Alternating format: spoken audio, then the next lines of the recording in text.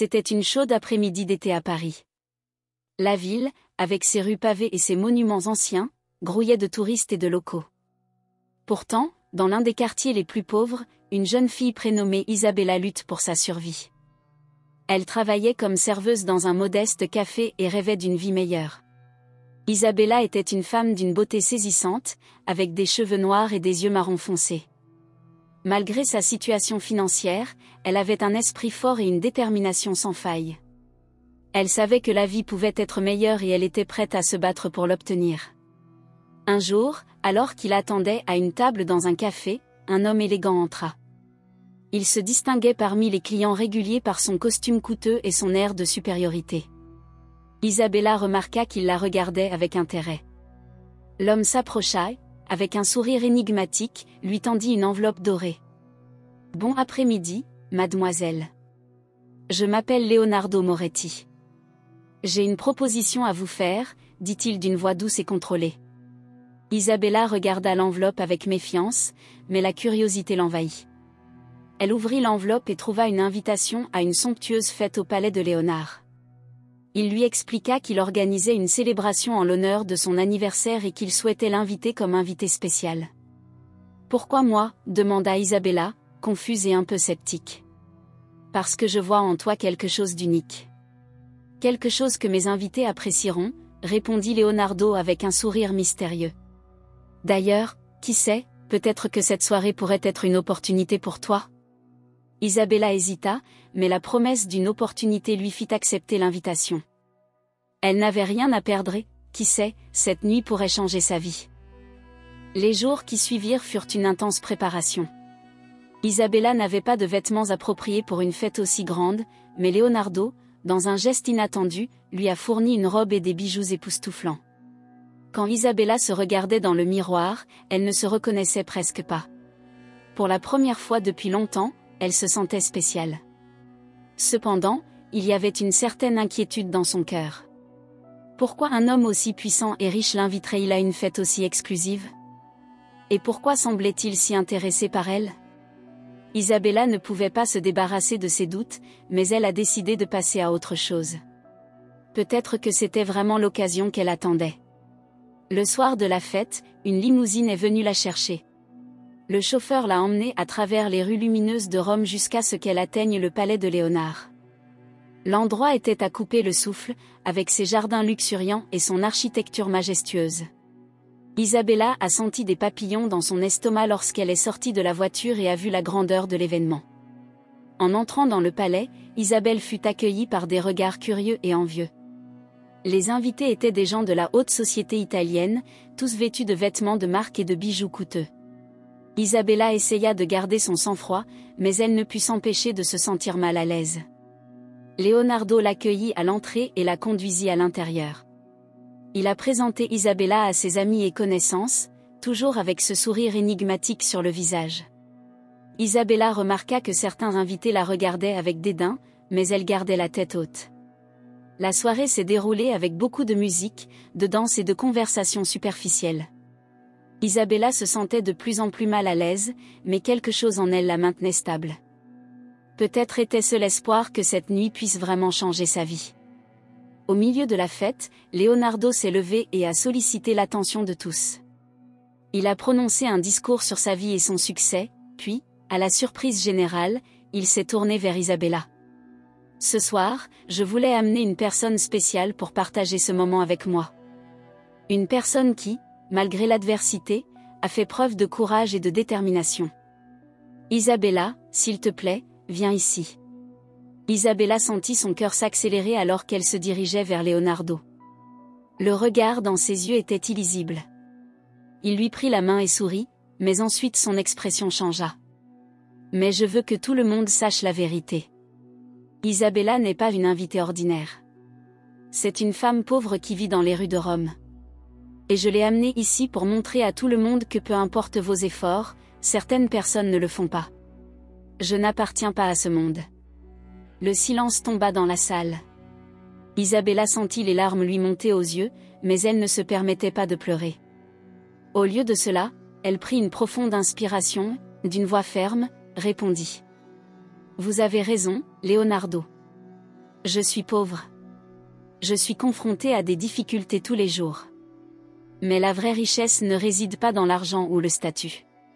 Elle réside dans le caractère et la dignité. Et cela, aucun argent au monde ne peut l'acheter. Les invités ont été choqués par la réponse d'Isabella. Leonardo, à son tour, parut surpris, mais se reprit rapidement. Voyons ce que nos invités en pensent, a-t-il déclaré, essayant de reprendre le contrôle de la situation. Les invités commencèrent à murmurer entre eux. Certains ont exprimé leur soutien à Isabella, tandis que d'autres semblaient être d'accord avec Leonardo. Cependant, un homme âgé, l'un des invités les plus influents de la fête, s'est levé et a demandé la parole. Leonardo, je t'ai toujours considéré comme un homme d'affaires avisé, mais ce soir tu as montré un visage que je ne connaissais pas. L'humiliation publique n'a jamais été un signe de force, mais de faiblesse. Isabella, tu as mon admiration pour ton courage. Avec ces mots, un revirement a commencé à se produire. D'autres invités ont également commencé à exprimer leur soutien à Isabella. Leonardo réalisa que sa tentative d'humilier Isabella se retournait contre lui. Isabella, sentant le vent changer, en profita pour s'adresser aux invités. Nous avons tous nos luttes et nous méritons tous le respect. Ce soir, j'ai appris que peu importe les efforts déployés pour nous faire tomber, nous devons toujours nous relever avec dignité. Et pour cela, je vous remercie tous pour votre soutien. La fête a continué, mais l'ambiance a radicalement changé. Isabella est devenue le centre d'attention, mais désormais de manière positive. Elle s'est entretenue avec plusieurs invités influents, impressionnés par sa force et sa détermination. À la fin de la soirée, l'un des hommes d'affaires présents propose à Isabella une opportunité d'emploi. Il a vu dans son courage et son intégrité les qualités qu'il recherchait dans son équipe. Isabella a accepté l'offre avec gratitude, voyant l'opportunité qu'elle attendait. Leonardo, en revanche, a quitté la fête plus tôt, visiblement irrité par le résultat de la soirée. Sa tentative d'humilier Isabella a non seulement échoué, mais lui a également fait perdre le respect de nombre de ses pairs. Dans les mois qui ont suivi, Isabella a travaillé dur sur la nouvelle entreprise. Elle s'est dévouée avec passion et intelligence, gagnant rapidement la confiance et l'admiration de ses collègues et supérieurs. Sa vie a commencé à changer d'une manière qu'elle n'aurait jamais imaginé possible. Au fil du temps, Isabella a été promue à plusieurs reprises, atteignant des postes de direction dans l'entreprise. Elle a utilisé sa nouvelle influence pour aider les autres dans des situations similaires à la sienne, en créant des programmes de soutien pour les femmes en difficulté. Isabella n'a jamais oublié la nuit dans le palais de Léonard. Elle savait que cette expérience l'avait profondément façonnée, la rendant plus forte et plus déterminée. Elle savait aussi que, malgré tout, cette nuit avait été le tournant dont elle avait désespérément besoin. Les années ont passé et Isabella est devenue une figure marquante de la société italienne. Non seulement elle a connu le succès financier, mais elle a également gagné le respect et l'admiration pour sa générosité et son engagement envers les causes sociales. Son histoire de dépassement est devenue une source d'inspiration pour beaucoup. Pendant ce temps, Leonardo Moretti était confronté à une réalité différente. Son entreprise a commencé à décliner et il a dû lutter pour maintenir le style de vie luxueux auquel il était habitué. L'humiliation publique d'Isabella lors de cette fête avait irrémédiablement porté atteinte à sa réputation. Il était devenu une figure controversée et de nombreuses portes lui étaient fermées. Leonardo est apparu lors d'un événement caritatif organisé par Isabella, visant à collecter des fonds pour un refuge pour femmes. Il était visiblement plus maigre et hagard, reflet des difficultés auxquelles il était confronté. Il observa Isabella de loin, remarquant à quel point elle brillait sous les projecteurs, un contraste saisissant avec la femme qu'il avait tenté d'humilier des années auparavant. Isabelle le vit, avec la même dignité qui la caractérisait, décida de s'approcher. Elle savait que, malgré ce qu'il avait fait, Leonardo méritait une seconde chance de rédemption. « Leonardo, quelle surprise de te voir ici », dit Isabella avec un doux sourire. Leonardo leva les yeux, surpris par la douceur de sa voix. « Isabella, je ne m'attendais pas à ce que tu veuilles me parler. Tout le monde mérite une chance de se racheter, Leonardo. Tout le monde fait des erreurs. La vraie question est de savoir ce que nous ferons après elle. » Leonardo soupira profondément, ressentant le poids de la honte et du regret. Isabella, je t'ai fait un tort impardonnable.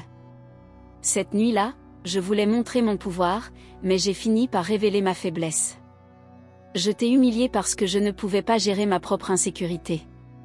Isabella hocha la tête, écoutant attentivement. Admettre ses erreurs est la première étape, Leonardo. Mais il est important d'en tirer des leçons et d'avancer d'une meilleure manière. J'aurais aimé avoir la chance de faire ça, a déclaré sincèrement Leonardo. Si vous le permettez, j'aimerais m'impliquer dans vos causes. Peut-être que je peux vous aider d'une manière ou d'une autre. Isabella a vu de la sincérité dans les yeux de Leonardo et a décidé de lui donner une chance. Elle l'a inclus dans ses projets caritatifs, lui permettant d'utiliser son expérience et ses compétences pour contribuer.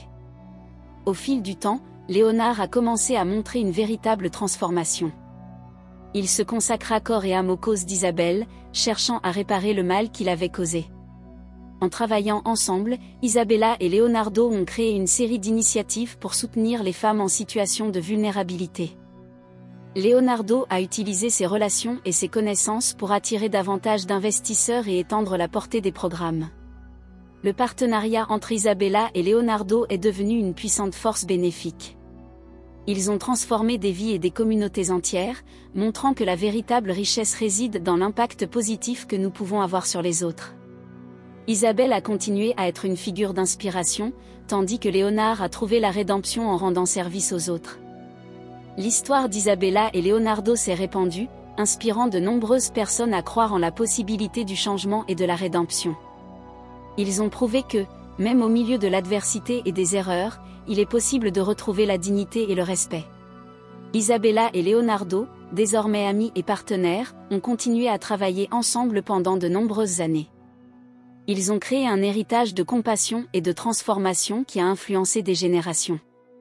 L'histoire d'Isabelle, la femme qui a surmonté l'humiliation et est devenue un leader respecté, et de Léonard, l'homme qui a trouvé la rédemption en servant les autres, est devenu un symbole d'espoir et de possibilités. Ainsi, dans une ville chargée d'histoire et de beauté, deux âmes qui se sont initialement rencontrées dans des circonstances contradictoires se sont réunies pour créer un impact durable, démontrant que la véritable grandeur réside dans la capacité de changer et de grandir, quel que soit l'endroit où nous commençons. Cette histoire est un exemple de la façon dont la vie peut nous surprendre et de la manière dont la détermination, le pardon et la rédemption peuvent transformer même les situations les plus défavorables en opportunités de croissance et d'impact positif.